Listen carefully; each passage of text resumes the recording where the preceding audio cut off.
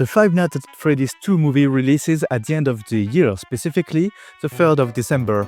And while out of all people I think I'm the one who knows best what my cosplay will be, Spring Bonnie obviously, I thought about some people who may not have the chance to know what they will dress as, and because of that I had the idea to use my 3D printing and modeling talents for humanity's good and to create a 3D mask file of the FNAF 2 character crew. And to start this wave, well, I started by doing the ringleader of the band, the one, the only, the snazzy bear with his top hat and little bow tie. And in today's video, I'm going to explain not only how I made the 3D file for the Freddy Fazbear head that you'll be able to buy and print at your own home, but also how I met a brand new friend who printed that mask, assembled it, and so now you can see what the mask looks like once it's printed. So brace yourselves because I'm taking you on a Faz ride.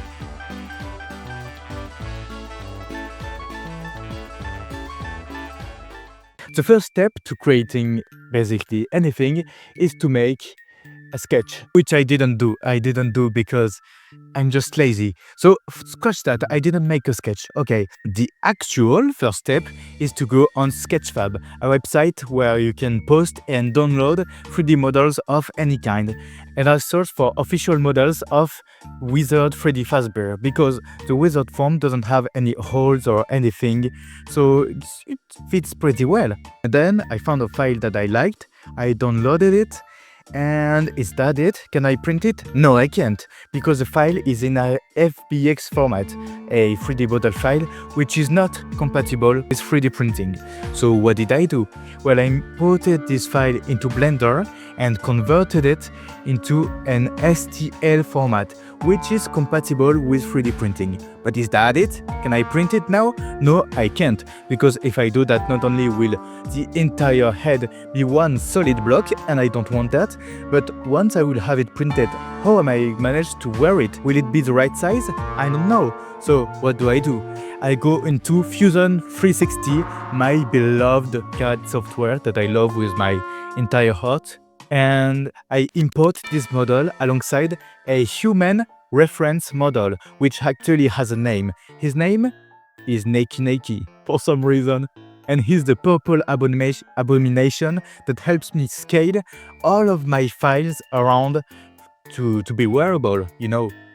Once that is done, I repair the mesh because sometimes when you convert something into an STL format, there are holes in the meshes and so you can't really print it or modify it. I repaired the mesh, converted it into a mesh that I can modify, and then the party really began. I started by cutting up the entire file into multiple little parts so that it would fit any printer.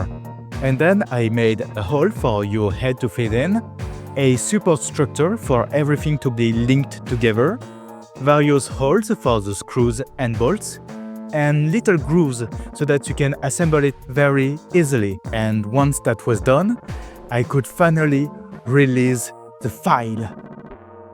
I released the file alongside 5 other files on my Cult3D and Etsy platforms. Cult3D is a website where you can buy or download for 3D printable files, and Etsy, I don't need to give Etsy an introduction. It's a place where you can buy pretty much anything. But then I received a message. Technopher, the file is too small. How can we fix that? And so that person messaged me on Instagram and we discussed. And they told me, well, the head is a bit too small. I've printed it. It's cool, you know, but it's too small. My head cannot fit. So I scaled up the head.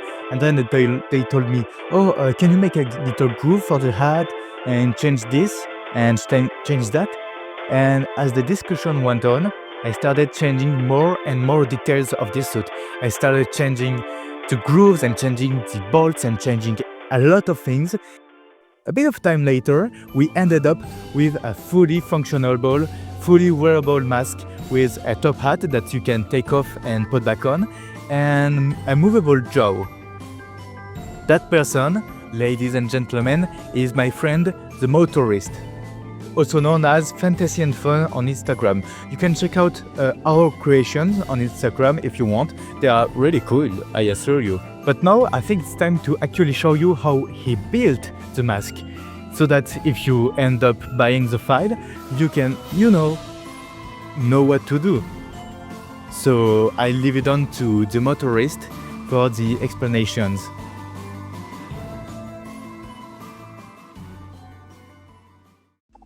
Hello, I'm Fantasy and Fun, or you can call me the Motorist. I've been helping Technofur put together his amazing creation of Unwithered Freddy, and I'm here to show you that today.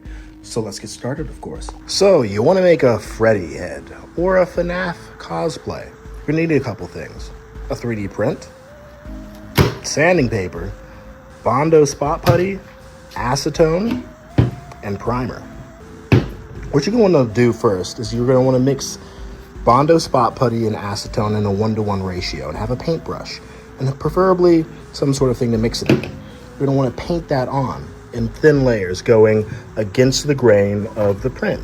And then once that dries, because the acetone dries it up real fast, go with the grain. Do that 4 times. You're going to want to start by sanding with different grits. Here we have 220 for hard lines like such here. Big lines that need deep sanding, 400 grit for more fine sanding, and 800 to 1000 grit for wet sanding.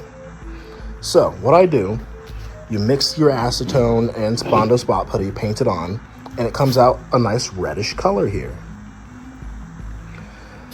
Once that's done, you want to sand it down, 200 grit at first, 220, and then 400 to get a nice smooth texture. Once that's dry and you let it cure in a well-ventilated area like a garage, you're gonna let it dry overnight and come back to it and touch it. If it's dry and it's not tacky or anything, you can sand some more if you feel like it. Next step after you Bondo spot putty and you get it nice and smooth is you want to prime it like I have here. Priming will make wet sanding easier. Here on Withered Freddy's teeth from Technofur, I need to sand some more, but I believe that the texture will give a good look to the withered look. So I might just keep this as it is. But next step for me would be wet sanding this. And then I'm gonna put fur on it. I also need to wet sand the nose, prime it properly, make it more round rather than angular. But things should go pretty easy. This is the easiest part in my opinion. Sanding, not easy for a lot of people, but I find it therapeutic. Orbital sanders work as well. I hand sand tight corners. What also I recommend you get is these sanding sticks for tight corners like in the teeth. Different grits, you can get these on Amazon, and it helps you get into nooks and crannies, so then every angle is smooth. Oh boy, it's swell to say. Good morning, USA. Welcome back, everybody. It may not feel like you've been gone, but for me, it's been a whole day. But today, we're going to be spraying something black for the first time. And that's going to be Freddy's nose.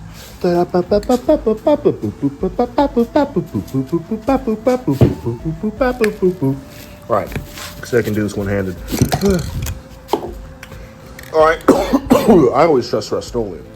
Since I wanted a nice formal look, I also have flat black, but I don't think it's gonna work properly. But for a formal look, semi-gloss.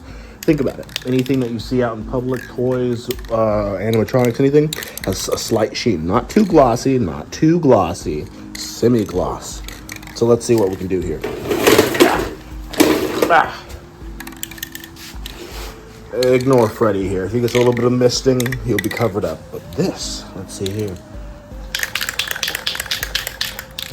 10 inches. 10 inches. Yeah, it looks about a 10-incher. Spray side to side.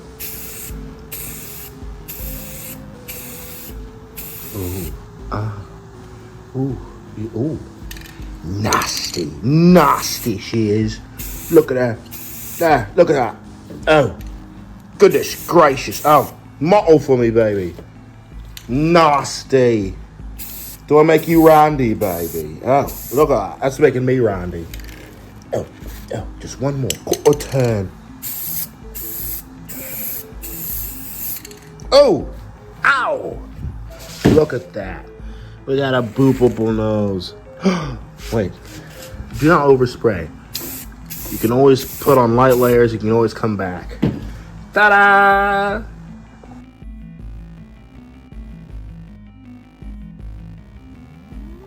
Here he is. He's so big that he almost doesn't fit into a frame for my camera here.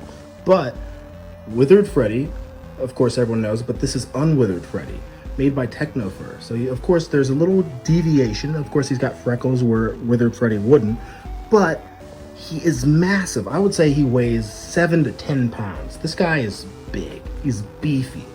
He's adorable though. Everything you see here is hand sewn by me and my partner, but the model is by Technofur, and he has done an amazing job. This is a fully wearable mask with a couple of little secrets that I'm about to show you. Now, the first little secret that you can maybe take a gander of is that he has an endo mouth for accuracy down here. Painted that myself, screwed it in, but another secret that he has, the top hat. Oh no, Freddy, don't go. Don't go. Oh, whoa. He's trying to escape. It's removable. It has a little stick in here and a little hole on top so you can just have ease of use. And you can just take it off and tip your hats to the ladies and gentlemen, boys and girls. Now, I'm going to show you the inside of this thing because that's where it all comes together. Now, this thing's held together by a frame system that was engineered by Technofur. Now, this is all held together by M6 screws. Now, I'm not a manly man, but you know, you can go to the store, any store, and ask, hey, do you have M6s? And somebody that knows their stuff will be like, yeah, right over here. These have a couple different screws. The only two different screws you need for this are the M6 25s, which are slightly longer for the jaw, so then the nut and bolt can hold on to them, but the rest are M6 20s, I believe. So they're all held together. The mask comes in separated pieces, so ease of printing, but then you can glue it all together, and then the screws hold the important pieces together. A little tight fit for me on the sides, but I have a massive head and a lot of hair, so this will fit most heads. Of course, this bad boy was hand stitched. You can see where it's been glued on the inside, but all of this is stable, and of course the jaw does have some movement, but it's blocked by the rear tooth here. But for anybody more tech savvy or ingenuitive than me, they could probably make it work. Here's Freddy on me. Fits my massive melon with extra hair. It's amazing, truly. It might be a little bit heavy, but that's on me. I love this to death. I never thought that I'd have a fully sized Freddy Fazbear head just sitting in my room. Technofur is literally giving this away for like $12. $12. That's crazy. Guys, support Technofur. Thank you for listening to me ramble. I love Freddy. Freddy loves you. So go get yourself one. I'm Fantasy and Fun. Back to Techno. All in all, the Freddy mask ended up looking great, and because of all the files that I've released that he actually ended up buying, the motorist will have plenty of choice who to dress as for the FNAF 2 movie. And if you need absolutely a cosplay, or if you just want it, you can go to my Etsy or Coles 3D pages and buy my files, my Talbert files. If you get that reference, I love you.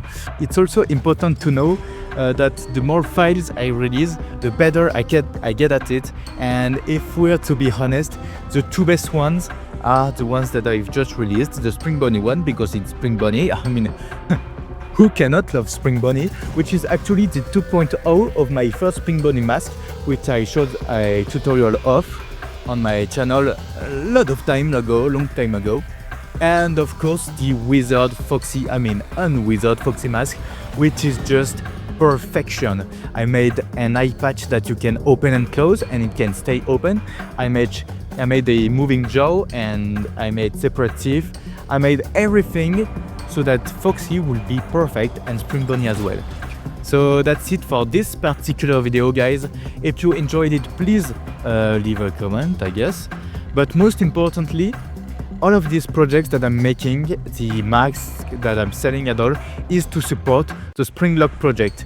And to give you a quick little update, I just finished an entire Springlock arm with actual Springlock mechanisms, and I feel like I'm going crazy right now because what? It's been my dream for years, and I've just got it like right in front of me. What the hell? So yeah, thank you for watching, and buy my files.